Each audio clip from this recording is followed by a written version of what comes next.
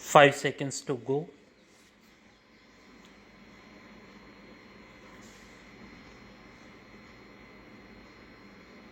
Start. Your address has referred to the economic resolution of the AICC session and what you call the bewildering changes taking place in rapid succession. I think changes can seem to be bewildering only to those who wish to remain where they are. Those who wish to go ahead see the changes as part of the changes which are coming about in the entire world. And while you may complain that changes are taking place too fast, let me tell you that there are many in the country who feel that the changes are not taking place fast enough. I do not dispute, in fact, I have said so many times that the private sector has made a substantial contribution in bringing about rapid industrialization and in broadening and diversifying the industrial base of our economy. But business and industry should be the first to acknowledge that this process of development had itself brought in its wake certain tensions and new problems, and unless these are effectively tackled, further development will be harmed. Our new economic and social policy resolution only seeks to identify the basic causes of tensions and earnest and to remove them. I welcome your statement that the business community is aware of its obligations. This will improve the image of businessmen in the society of which they are a part.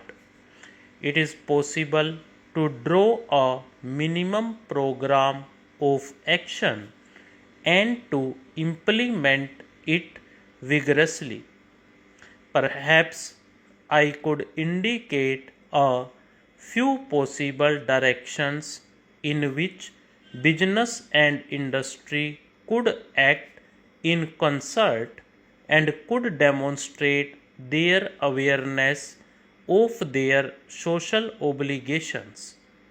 One of the most serious problems facing us is the adulteration of food and drugs.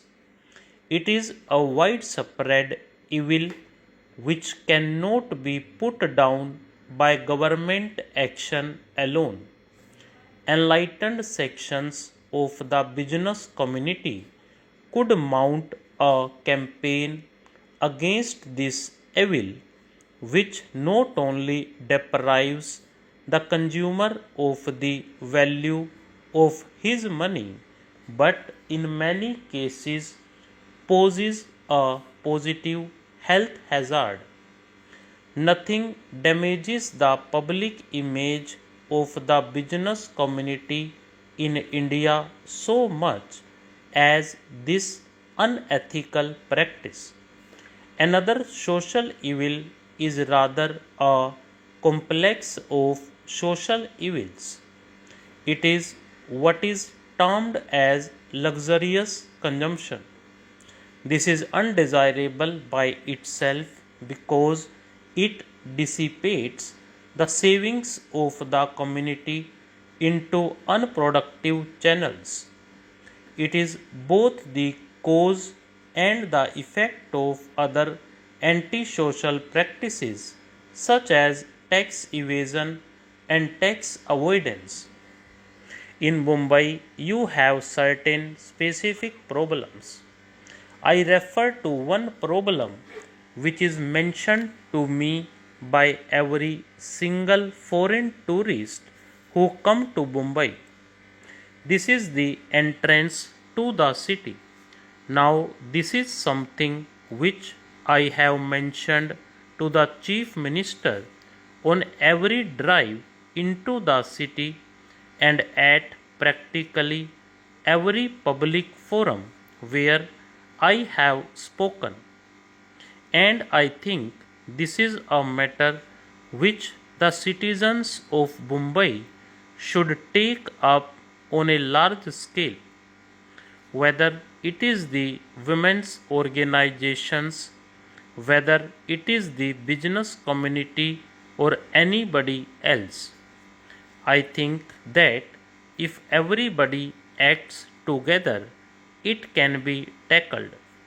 It is not a very large area, and I do not think that finances alone stand in the way. It is not only the image of Mumbai which is suffering, but Mumbai being one of the important gateways to India, it is the image of India which suffers thereby. You have, Mr. President, mentioned in your address the present policy of the government, which is to encourage new entrepreneurship and talent. But what have businessmen done to identify and promote such talent of which there is no dearth in the country? The bigger business and industrial establishments, by trying to foreclose profitable lines of business and sometimes by seeking to produce everything under the same roof or in allied establishments, succeed in keeping out new talent from entering the business field. Associations such as yours and other chambers of commerce should draw up concrete scheme to foster new entrepreneurship and talent. One suggestion which was made at the last meeting of the custodians of the nationalized banks was that some of the senior and professionally qualified executives in bigger establishments who have the necessary skill could step out and start small scale enterprises to provide employment to young engineers and other technical personnel. They will, of course, get all help from the financial institutions in the public sector. Business associations could also play an important and more active part in encouraging businessmen and industrialists in the industrially backward areas.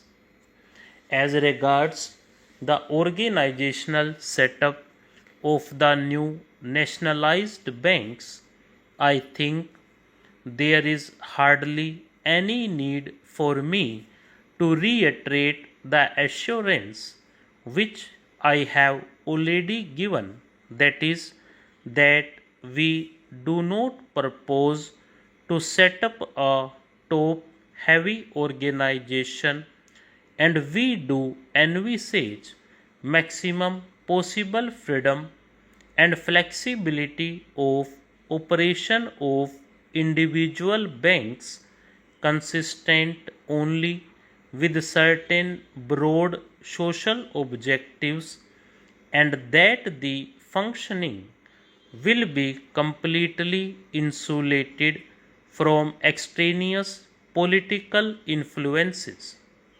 But we do envisage that the banks should function as an active instrument for the furtherance of the economic and social objectives. Stop.